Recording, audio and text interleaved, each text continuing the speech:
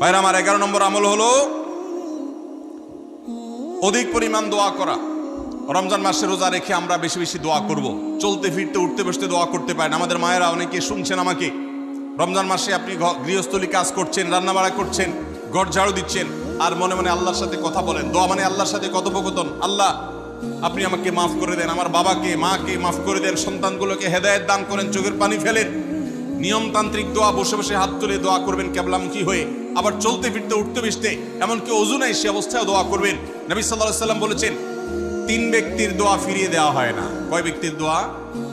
সালাসুন লা তুরাদ্দু দাওয়াতুহুম, 3 শ্রেণী মানুষের দোয়া ফিরিয়ে দেওয়া হয় না। এর ভিতরে এক শ্রেণী হলেন মাজলুম, কারোর জুলুমের শিকার হয়েছে।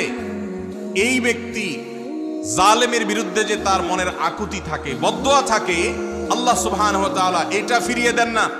এই জন্য পৃথিবীর ইতিহাসের কোন জালিম আপনি দেখাতে পারবেন না যেই জালিমকে আল্লাহ ছেড়ে দিয়েছেন, আল্লাহ ছাড় দিয়েছেন কিন্তু চূড়ান্ত ভাবে ছেড়ে দিয়েছেন, এমন কোন জালিম আপনি দেখাতে পারবেন না।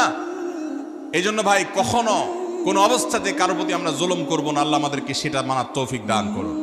তাহলে 3 ব্যক্তির দোয়া কবুল হয়, ফেরত দেওয়া হয় না। তার ভিতরে একজন হলো মাজলুম, যার প্রতি আপনি জুলুম করেছেন, সে আপনার বিরুদ্ধে যে বদদোয়া করে, এটা লাগবেই লাগবে, আজ হোক আর 2 দিন পরে হোক।